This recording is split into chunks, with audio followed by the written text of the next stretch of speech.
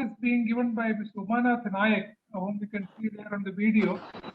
And, Mr. Umanath Nayak was working earlier with a company called Cadus Digitech Private, who are the people who were involved in the design and rather the analysis part of the UBIT payload and exercise. Myself and Nagabhushan were involved, and along with others.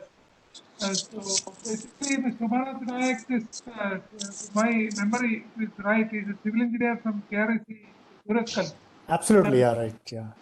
And he has done his master's in civil engineering, and he has become an expert in mechanical analysis, whatever I know, and I've learned quite a lot from him also. So without any further ado, I will ask him to start the talk. Please, Umanath, take over. Yeah, thank you, Mahesh. I think your memory is very good, wonderful. So, yeah, so in today's talk, I'm not going to talk on my real core expertise, that is analysis. Rather, it will be a more topic on trends in product design.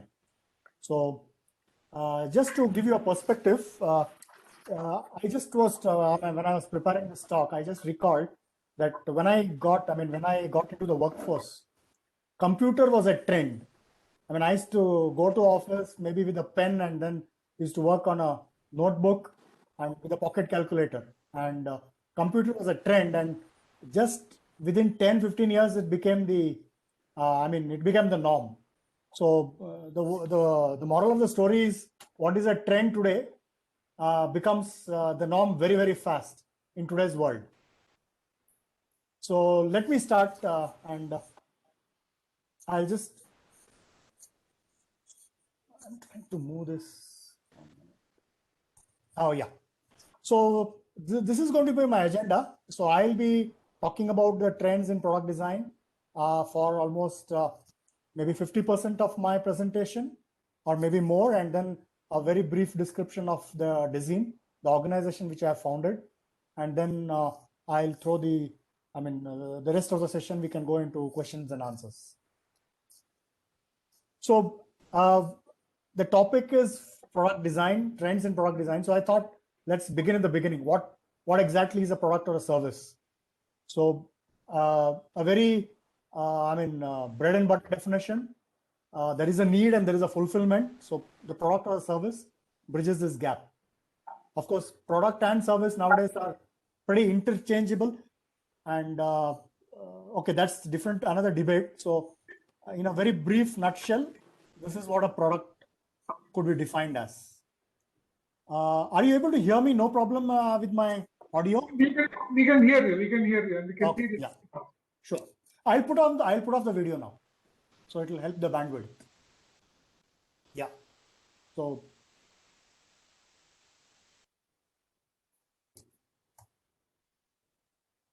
okay. So when as a product designer, typically these are the things which you talk about. I mean, at the top level, there will be more, but I've just talked about functionality, manufacturability, price. And always there is a trade-off. So if you try to improve functionality, maybe your manufacturability will become tough, maybe your price will become high. Or if you compromise on functionality, maybe you will improve on manufacturability, and maybe you will improve on the price.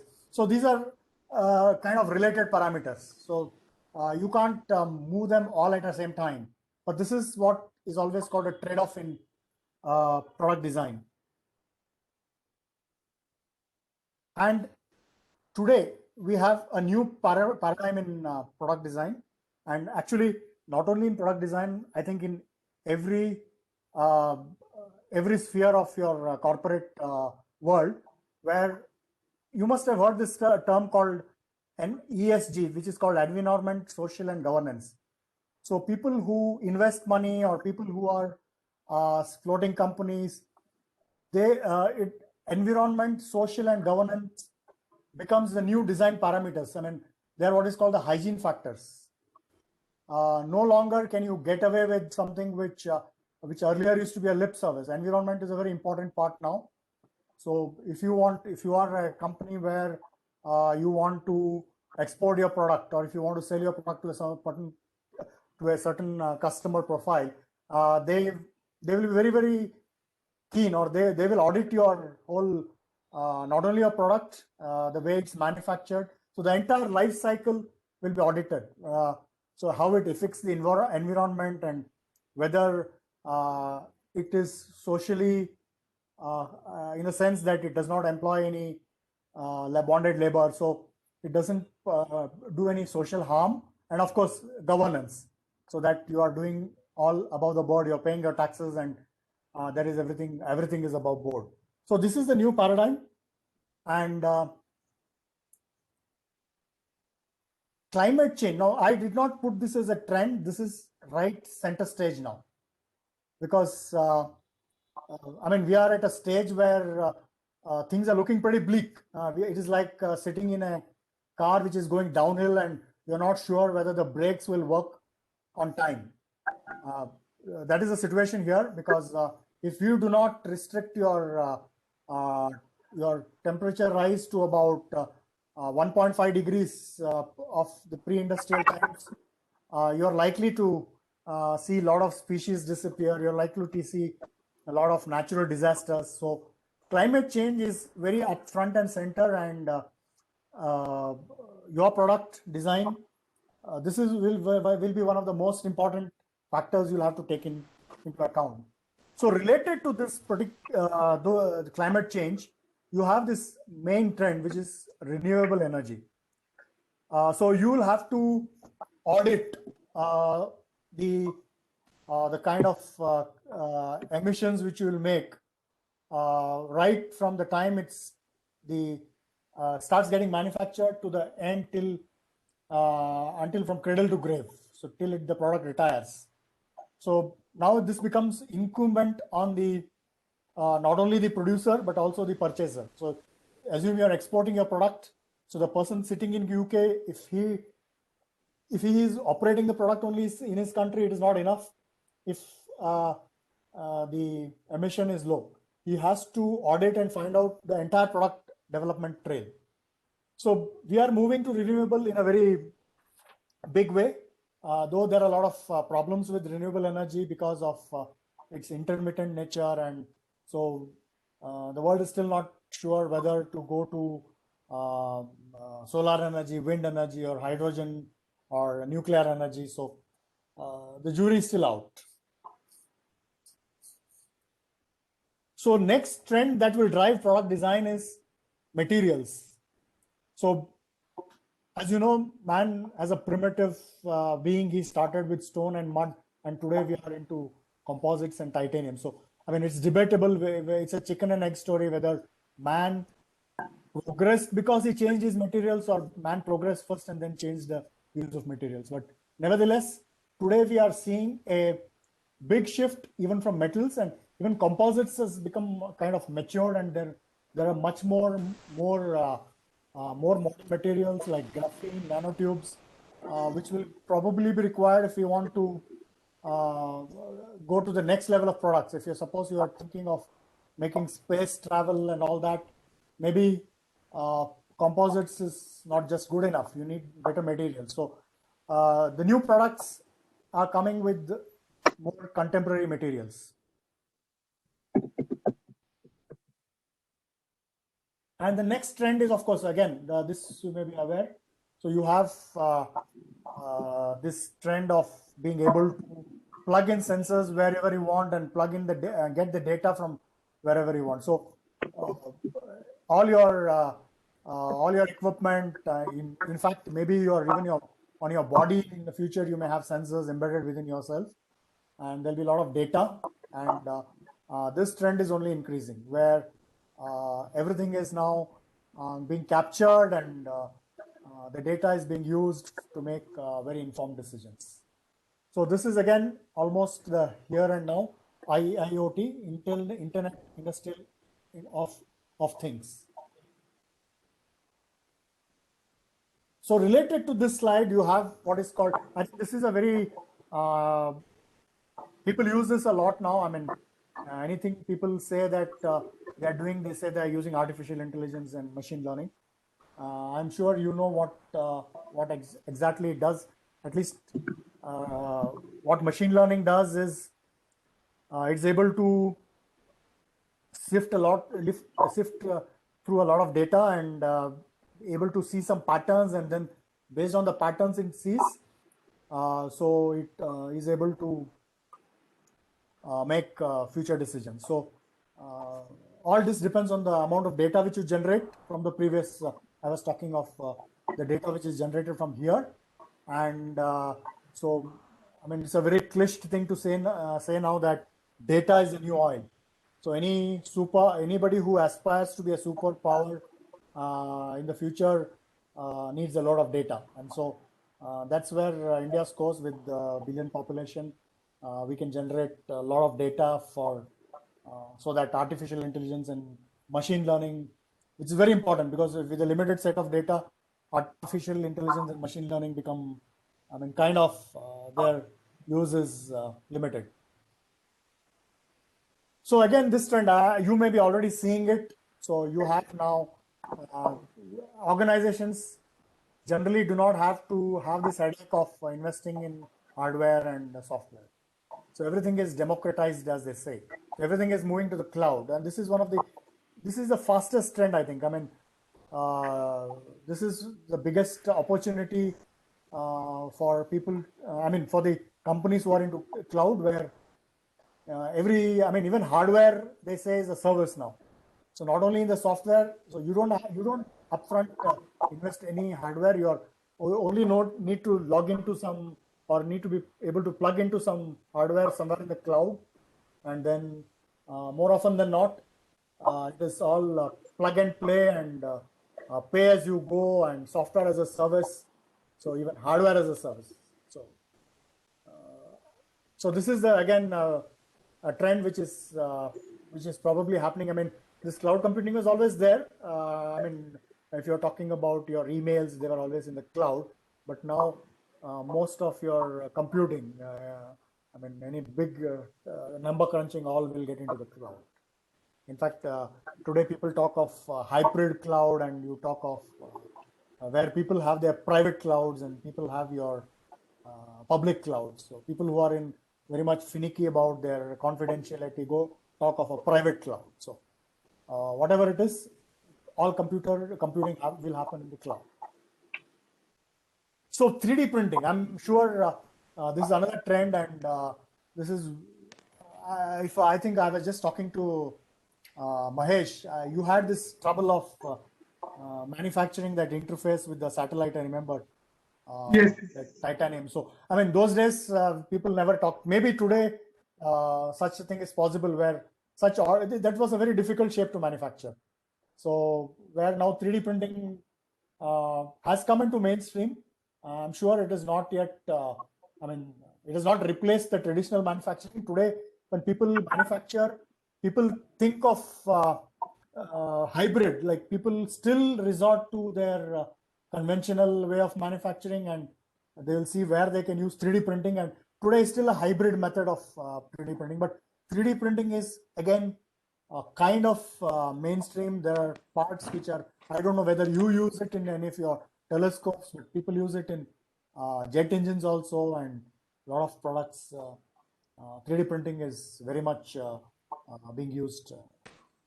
So this is again a very hot trend. And I don't know if you've heard of this. This is a digital twin. So any equipment which you use, you will have a twin. So which means that you will be able to perform certain things on a digital part which you may not be able to perform on the actual part, and then you may be able to precipitate some faults which you will be able to predict and then fix it before anything goes wrong with the real part. So a lot of stuff now, as I had shown a plane here, I know people have so many, like an engine, for example, an aircraft engine, for example, can have a digital twin. So basically what happens is you are able to do something digitally which you will be afraid to do on a real part, and precipitate problems and find out ways how you can fix those problems. So this, I think I will stop here with the trends. So these are the major trends. There are, of course, many more. So these are kind of the top level trends. And I think after this, I will just move on to my the second part where I'm going to talk about Yeah. May I ask a question before we move on to Oh, go ahead. Go ahead. Yeah, go ahead. the digital twin? How is it different from simulation? It is a kind of sophisticated simulation. It is simulation only. Okay. It is much more sophisticated than the kind of simulation which we talk about in CAE, and there we do still a lot of approximations. So digital twin is, you can say, simulation. Yes. The simulation approximation means, are you talking of truncation or some other approximation? See, for example, we make a lot of assumptions, right? In Okay. CAE, even in a simulation, there are a lot of assumptions, and it is not real-time simulation. I mean, if you want to, if your aircraft is running and you have a digital twin, which is running 24 hours a day, and you are doing something on that, and then finding out whether you can implement something on the real stuff. So digital, so that is this kind of simulation we are talking about. Whereas if you're talking about the simulation which we are doing now, I mean, our CAE is simulation analysis, we call it simulation nowadays. If you are referring to that, other simulation, if you may be talking, is virtual reality probably. So when you have not that. I'm thinking of the analysis part only. yeah. So their simulation is kind of more primitive than what this digital twin simulation provides. So it is not truncation alone. It's not just approximation. The sense that it is more of a real-time simulation. For example, yes, if you simulate this aircraft, every nut and bolt which is there on that will be there on this. So huge everything, data. Everything will be. So it will be a huge data. Exactly. Data and more parameters. Yes. I mean, this is possible only because we have the computing power now. I mean, this wouldn't have been possible without the kind of computing power we have nowadays. So maybe even you can think of a digital twin for a telescope. Okay. I mean, it's possible for. Can this also simulate fatigue? Maybe yes. I mean, okay. I'm also not an expert, but I think yes, because fatigue is something which occurs after many years. Maybe you can fast forward something and find out whether some fatigue is impending, and then try to replace it. Something like that. Yes. Oh, thank you. Yeah. Very good. I have one question. Yeah. I have one question. Yeah. I know you mentioned about something called private cloud. Can you elaborate on that? See, what happens is public cloud is already there. Now, for example, if you take this, your email is on a public cloud. Okay. It's also on a cloud only, where you log in and you're not worried about the security. But some people, for example, you take an example of a company like the Tata Motor, or even if you take a company like some nuclear facility, there they'll have a cloud, which means cloud is nothing but a group of data centers, and that will be privately managed. So no other person will be able to use. It will be used only by that organization. So in a public cloud, all organizations can participate. For example, if I am my organization DESIN, if I want to purchase some space on the cloud, I just go to a cloud service provider and say that I want to do my CAD data, or I want to do some data, do some stuff on that public platform. But if I am, for example, if my client demands that it is a security challenge, of course, public cloud also assures you security, but maybe the private company may not be confident about that. So then private company outsources. This is again an outsourcing model. When it tells, for example, Google is a cloud company, it tells Google, you set up a set of data centers only for my company. So only my company can work in that. So is that clear? But nevertheless, it is the privacy is not. So Google can still be an external company, can see what is there in the cloud in their company. It's just a best measure of trust. No, so Google can see, but others cannot see. No, Google is your vendor. You have bought it. Even Google may, I don't know what, there will be a privacy agreement between Google and, but any other person will not be. For example, a company like Indian Institute of Astrophysics decides to have a private cloud, then only people from Indian Astrophysics will be working in that cloud. Google, you might have brought that, maybe you don't have to go to Google. You may have, of course, you'll have to go to some agency unless you want to set the cloud yourself. So what happens is people from my organization or people from ISRO or people from will not be able to get into that cloud. That cloud is dedicated to your company itself. So that's why it's called a private cloud. And people talk of a hybrid cloud. So there will be some applications where you want to have a private one. Some applications you may be willing to go to a public cloud. More like an FTP site, I suppose, where everybody doesn't have an access to. Yeah. Upload. Yeah. The security things will be much more stringent when, probably the data center will be located maybe within your premises. See, in a cloud, what happens is there is a data center, there are people who will manage it. You don't have to worry. All you have to is get into your computer and then you'll have a login and you're working on that data center. So you don't have the problem of buying your hardware and then scaling up and then maintaining it and then obsolescence. And then you may have a problem with scale. For example, today you may need some 1 terabyte. Tomorrow you may need only 100 MB. So setting up a dedicated, if you have your internal infrastructure that's real, and you'll have to set up your special IT for that to look after it. So that the advantage of a cloud is you don't have to invest upfront. It becomes an OPEX model, not a CAPEX. And when it's an OPEX model, you can use it is a pay per use. You can use today and pay only for it. Tomorrow, if you're not using it, maybe you don't have to use it. You'll have some storage, but the usage. So it's a very in terms of for a company, the advantage is you save money in terms of investment and in obsolescence, and you're able to scale up very fast. I don't know. This is what I've addressed your query. Maybe if you have something else, I can get back. Yeah. Okay. Yeah, I agree. Actually, basically, my question was that how does it preserve the privacy? It just goes on by trust with the Google, because Google can still be not trustworthy and see what I'm doing in my data. So it is just some amount of privacy is based on the mutual trust that he will now look at my data. Absolutely, yeah. There is a trust. There will be some NDA, and Google is, after all, your vendor. If you are buying it from Google, you could buy it from Microsoft also. Today in the world, there are 3 people who are known for cloud. I think one is the top guy is Amazon. You must have heard of Amazon Web Services. So they are the top people in the cloud. And then you have Google, and of course next is Microsoft, and then there is Google. So these are the 3 big guys who do a deal in cloud architecture. You are aware that you don't have to buy Microsoft now on your computer. You can rent Microsoft Office at some 300 rupees per month. So all your mails, everything will reside in the cloud. Are you aware of that? There is a Microsoft, they rent the... we have an account.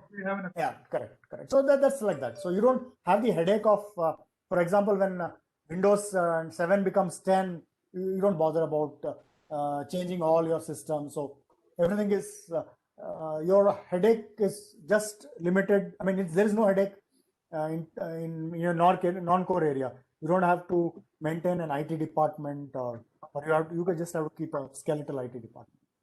So your computing is gone to the cloud. You only have an interface now. Your laptop will be just an interface to the cloud. Yeah, but at the same time, it also depends on the connectivity to that particular therapy. Because these things are limited today by this cloud. May be limited by kind of patchy connectivity we have, but which is going to improve. And once 5G comes, which I believe 5G will be much more faster and much better than 4G. And if you've seen the trend from 2G to 4G, how things have improved. So the connectivity is only going to improve. So once that is true, I think cloud will become a kind of a norm. Yeah.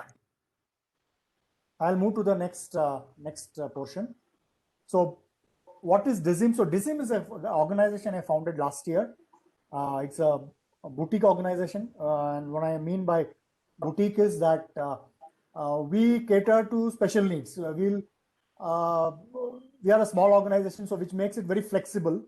Unlike when you have a big organization where they'll have their own metrics and in terms of flexibility. So we are able to cater to very niche and small requirements.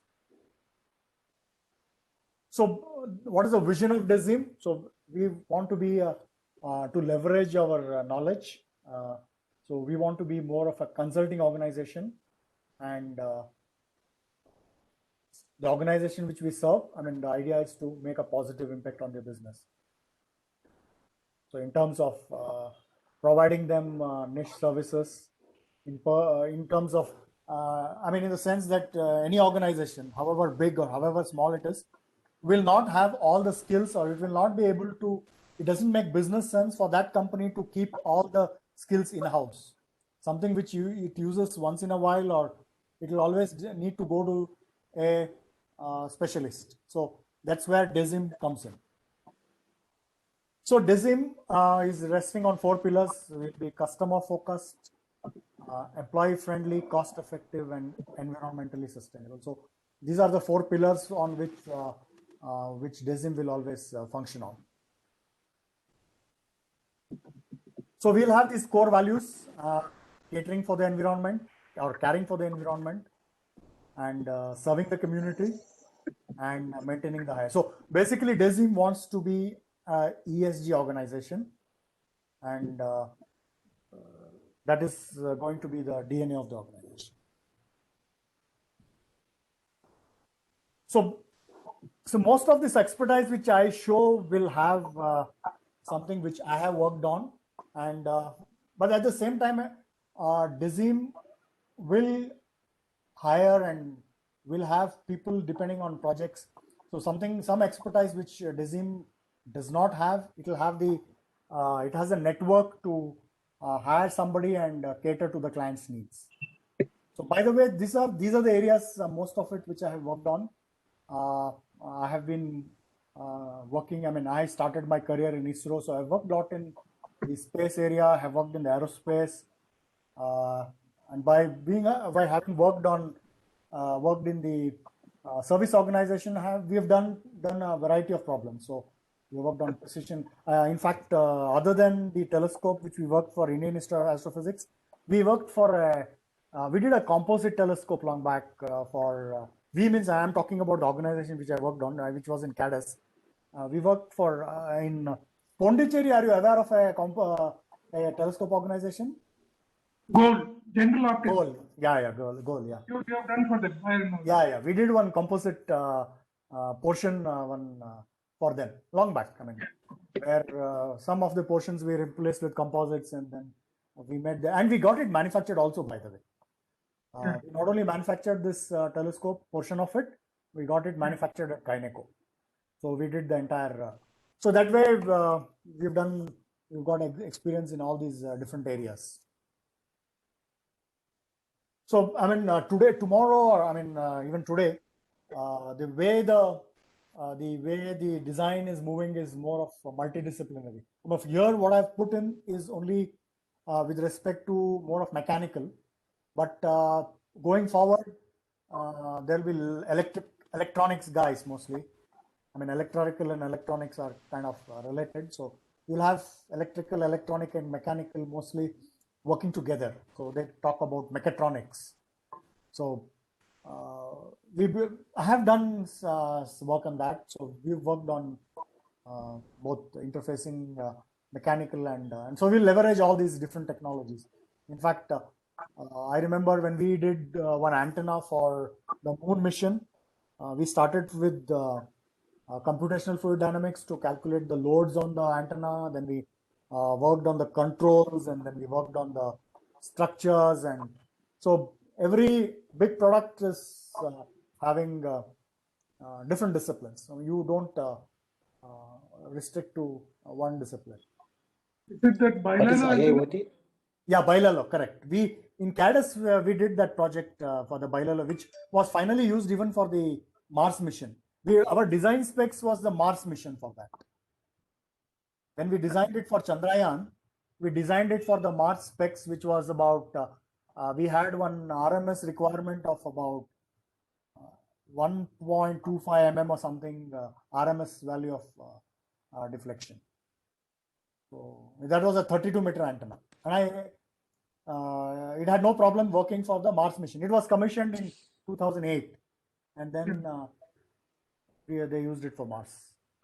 There is a question from IIoT. Yeah, what is IoT?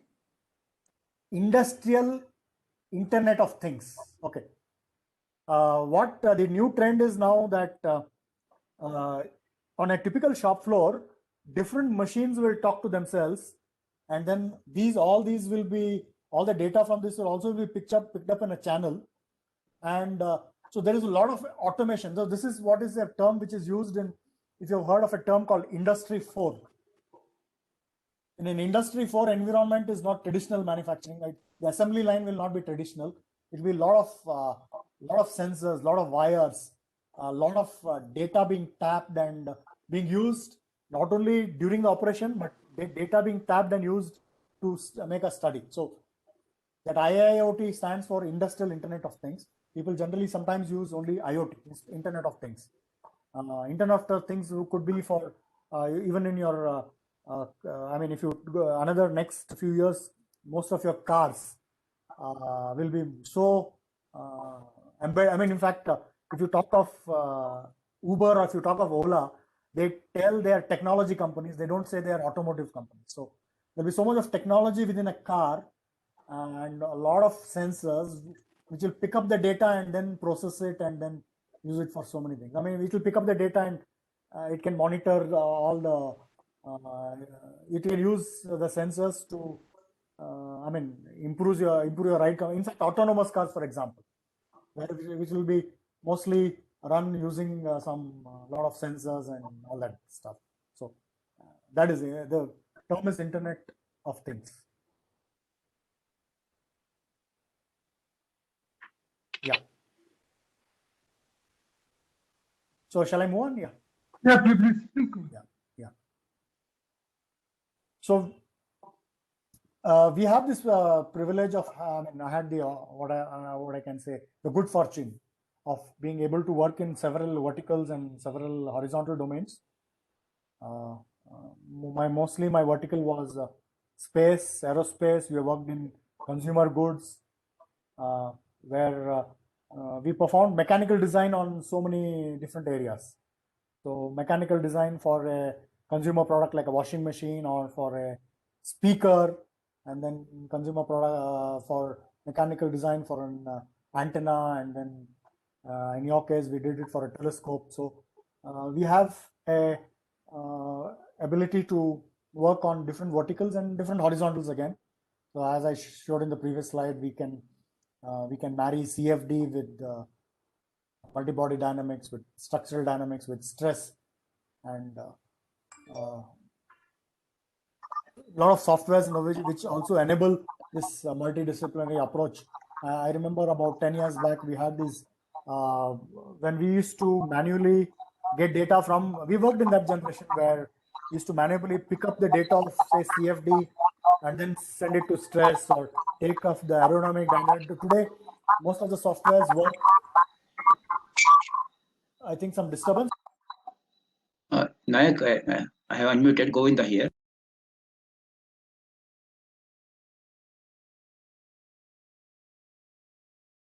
I think you have to unmute. The speaker has to unmute. Hello, I have a question for you, Nayak. I am Govinda here. Are you able to hear me? Nayak, Mr. Nayak, can you please unmute? I by mistake muted you. Sorry. No, I just wanted to ask a question from my side. No. I think the speaker is muted. Now I have unmuted the speaker.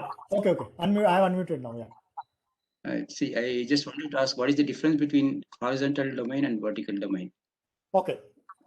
When you say vertical, you're talking about aerospace, you're talking about automotive, you're talking about, say, industrial. So if you talk of a vertical aerospace, it will have a mechanical part, it will have an avionics part, it will have an electrical part, or it may be having a software part. So that's where you talk about vertical.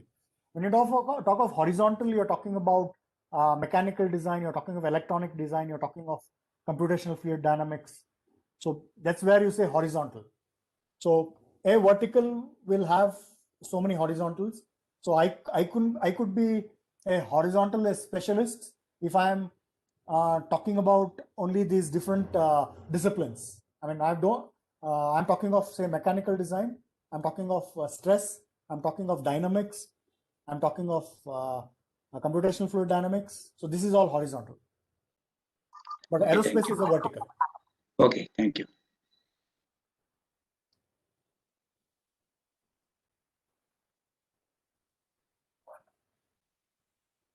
Yeah.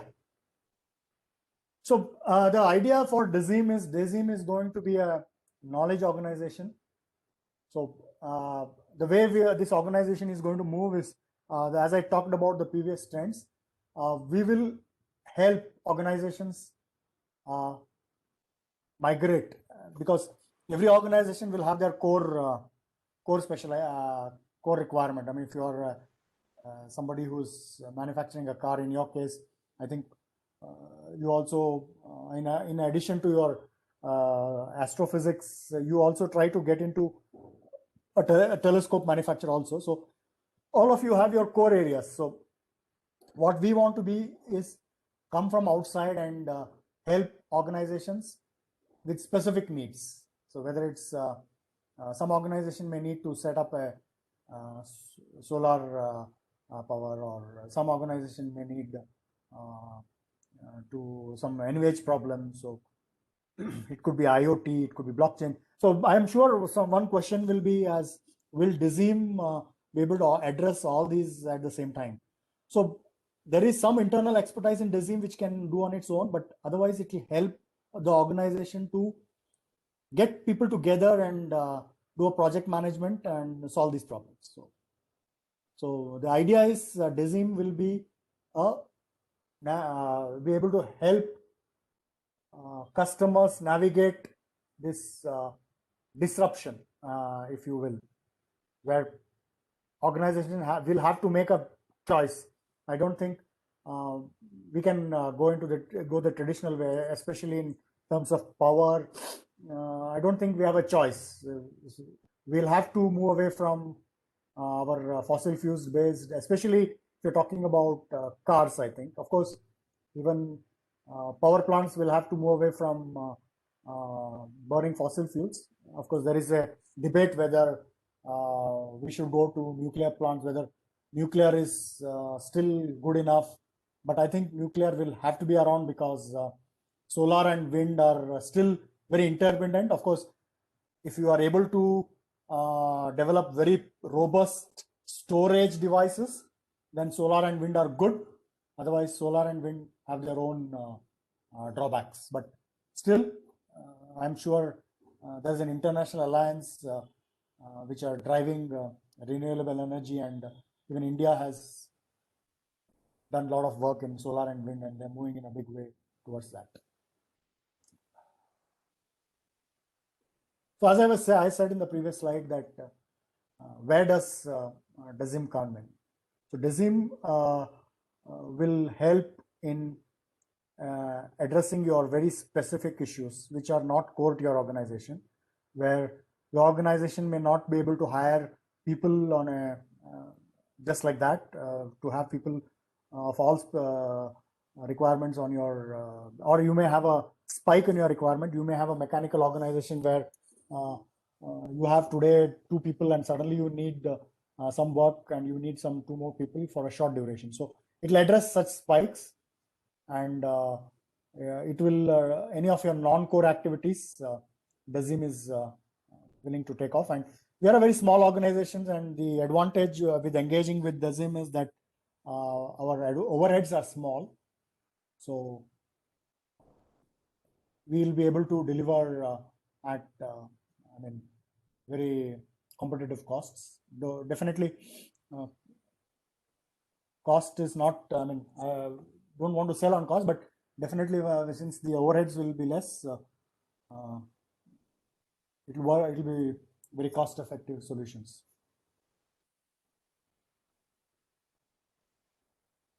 So consulting and mentoring will be the major activities, and wherever you need a design to prototyping for niche products, where you want to leverage more new technologies, if you want to explore new ways of doing things, if you want to go to say 3D manufacturing, or if you want to do some sophisticated simulation, I think that's where DESIM comes in. And we have been in the industry, I mean, for 25 years plus. So we have a lot of interface with industry and academia. So we know how to get, we can leverage, we have, if you have some problem, we know where to get the right expertise, the right people, whether it's in academics or in industry. So we can leverage this network for the benefit of the clients.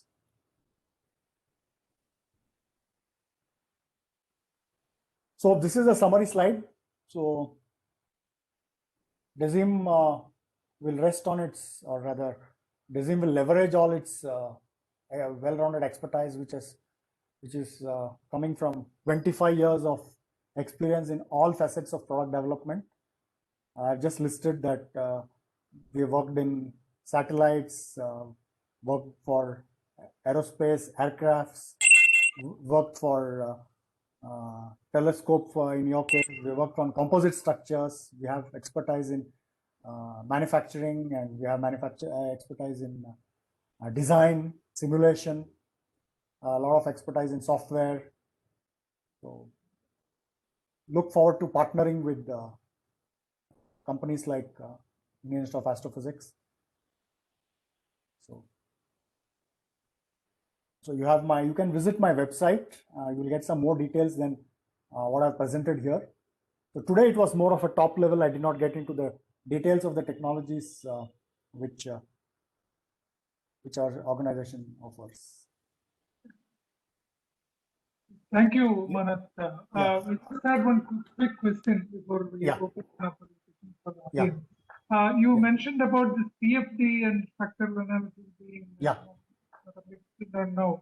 You may remember that we did it for UV period on ASTROSAT for 10 years back when we did the thermomechanical analysis. We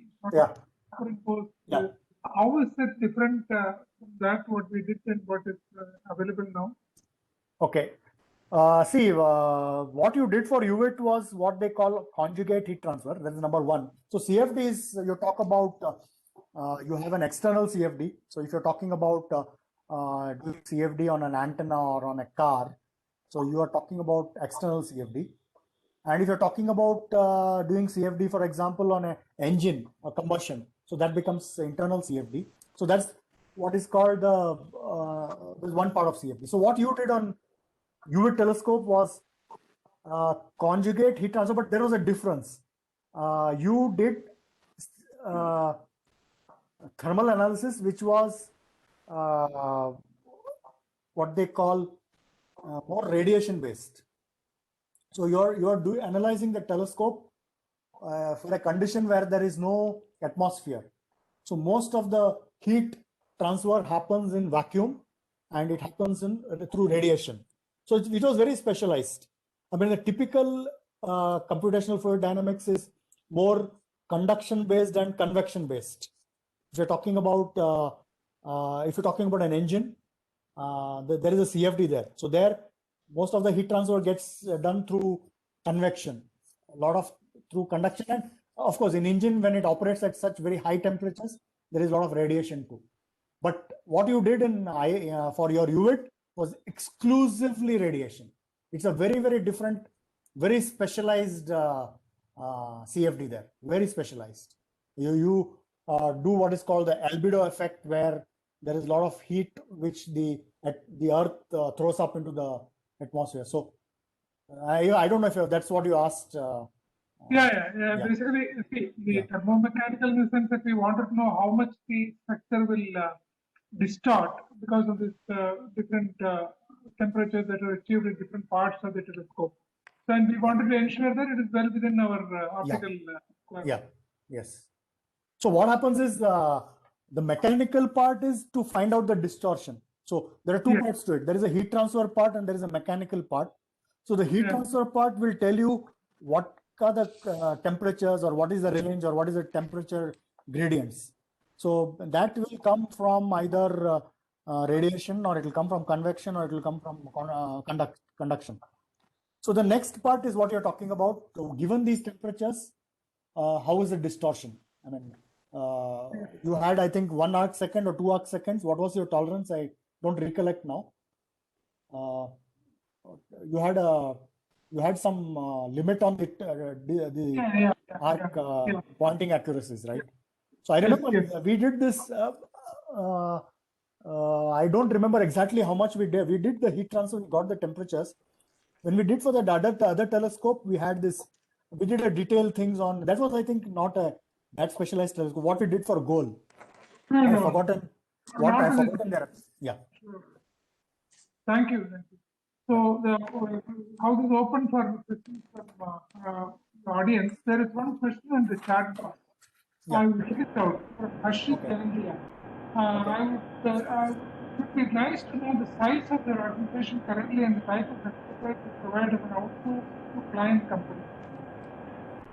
I think your voice was distorted. Can you tell it again? It would be nice to know the size of your organization currently and the type of expertise you provide as an outsource to client company. Okay, so I think the details of the organization are there in DESIM. I mean, what exactly are the services? Okay, I'll give you a very brief. It will be right from mechanical concept design right up to manufacture. And we have a few engineers now, about 10 engineers, which I have through my partner. We have some small organization.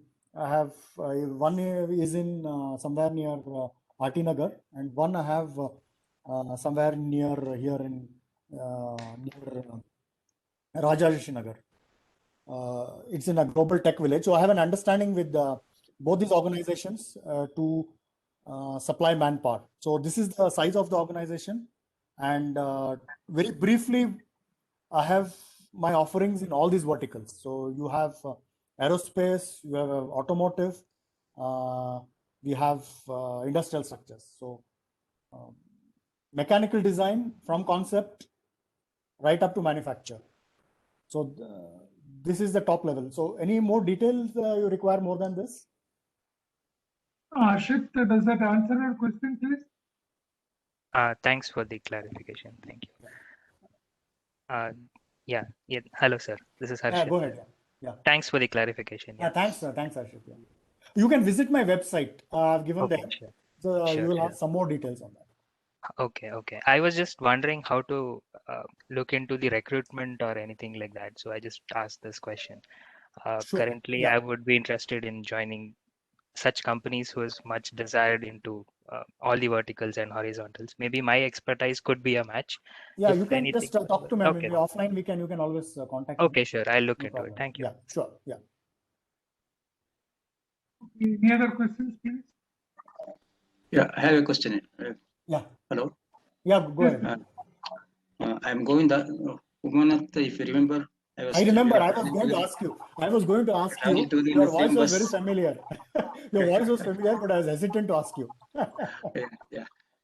After retiring from ISRO, I have joined here as a consulting professor. I was going. Your voice was very familiar. I reserved this question for the last. Yeah, we were traveling together. Yes, you still stay in NR Colony? Yeah. No, I have shifted to ISRO layout. ISRO layout, okay. Yes. I stay in NR Colony. I mean, I still pass the bus stop which we used to go for Isaac now. Yeah, sure, yeah. Yes. So my question is, see now you are, I feel from your profile, whatever you have projected, it's more of vertical where you are stronger than horizontal. because you have the expertise in all the products related to vertical. That's what I can feel or guess, I would say. Yeah, I think So my personal strength is in aerospace and maybe aerospace and space. Okay, aerospace I worked more. I worked in engines and in aircraft.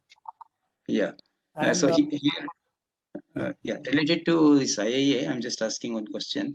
okay. See, IIA basically, if I take more of mechanical or I would say optomechanical or electro-optomechanical, basically here the products that may require to be developed is something like maybe the whole telescope itself, or it may be the instrumentation required for the telescope, and both in terms of the conceptualization and then making the analysis in terms of maybe thermal, thermoelastic distortion, and also even CFD. So whatever fields that you are having, I think this requires the type of expertise. And Definitely. See, yeah, go ahead. So, yeah, sorry to interrupt. Go ahead. Yeah. yeah, so in this context, I was thinking to see here. People are working on the design of the telescope, and then design is right from conceptualization right up to realization, I would say. Ground-based telescope, not the. I'm not talking of the space telescopes. I'm talking about the ground-based telescopes. So here, it may be required to have thermoelastic analysis as well as the deformation, and then maybe the I would say dynamic analysis, structural analysis, like maybe Correct. eigen Yeah. frequency, this type of thing, Yeah. which I know you are quite familiar with. That yourself is Yeah. familiar. We And, did it for Rivet also. Correct. Yeah. yeah. So in this context, suppose we give a conceptualized configuration of, let me say, take an example of a telescope. So will you be able to take up the activity of, let us say, coming out with the total analysis in terms of thermal, mechanical, optical, that type of thing? So We that may can still be, talk. Yeah, we can talk about that in detail. Definitely. yeah. So that is one thing. And the second thing is, from where will you get this expert people? Are you going to hire from So different yeah, this companies? model is like this. I have a couple of people who are experts who are partnering with me, and I said I have a person who has a small company in Global Tech Village. So he has all Okay. the softwares and he has the people. Yeah. So I have not planned to invest in anything per se because that will defeat my purpose of keeping things simple. Yeah. So Yeah. okay, I'll tell you where I what exactly I plan to run this. I will be the technical guy. I Okay. will not worry myself about investing money and so it's a consulting. So I will wet my hands in the technical part, and I will have a model where I will hire people, and then we can work out the costing based on that. So I will not have any fixed costs. So because today, if I have to invest in some software, every software today costs of the order of say even 10, 15 lakhs. And then that cost I'll have to pass on to the client. So instead, I work on an asset-light model where I'll be hiring on a need basis. So I have in the industry for a long time, so I know where to get these softwares and how to use them. So my contribution personally at the moment will be technical.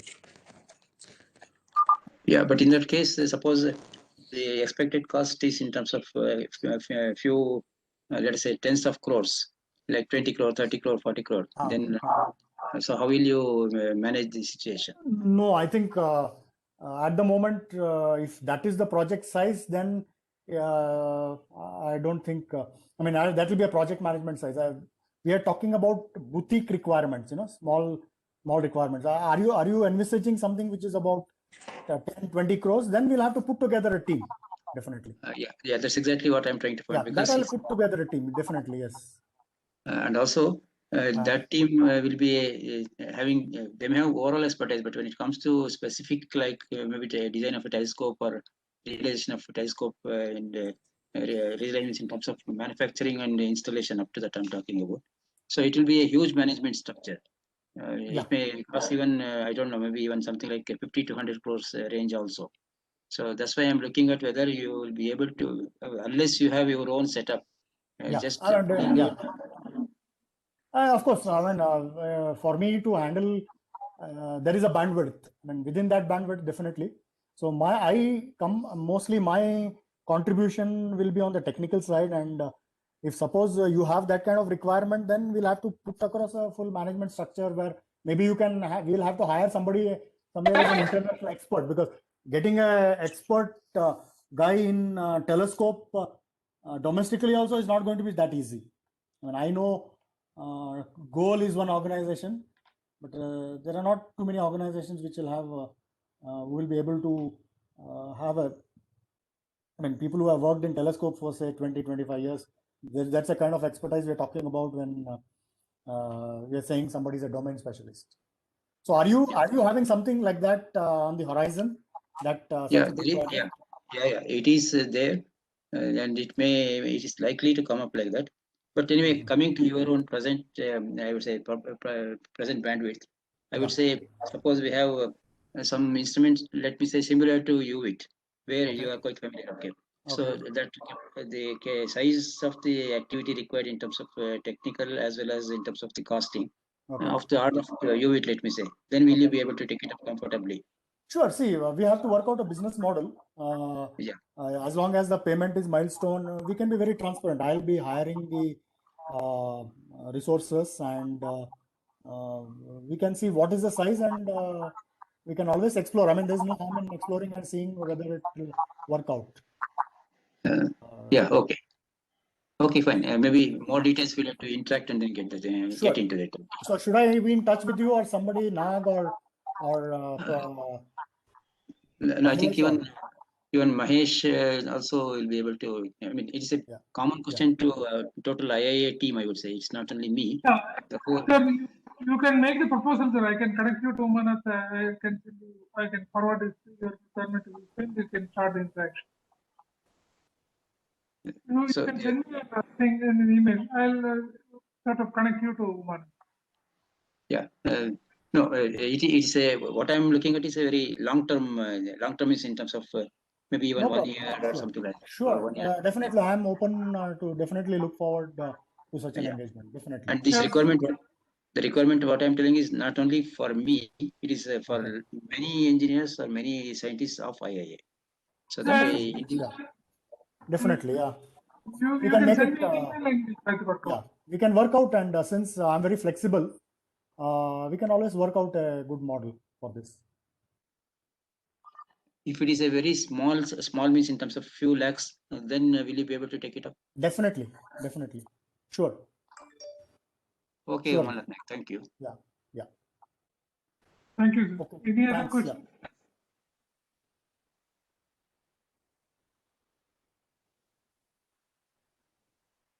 There are no other questions. I would once again thank Manath and thank all of you for participating in it. Thank you very much. Thank you, everybody. Thanks. Nice connecting. Nice connecting with old. I didn't expect to connect with Govind. Nice connecting with him, and of course, Mahesh and Nag, old friends. Good. Thanks, everybody. So I will be in touch, Mahesh, for any. I would like to. Govinda sir, you can send me the email. I'll definitely connect it. Thank you very much. Thank you. You have a nice day. Bye. Thanks, Stephen, for the coordination. Thank you.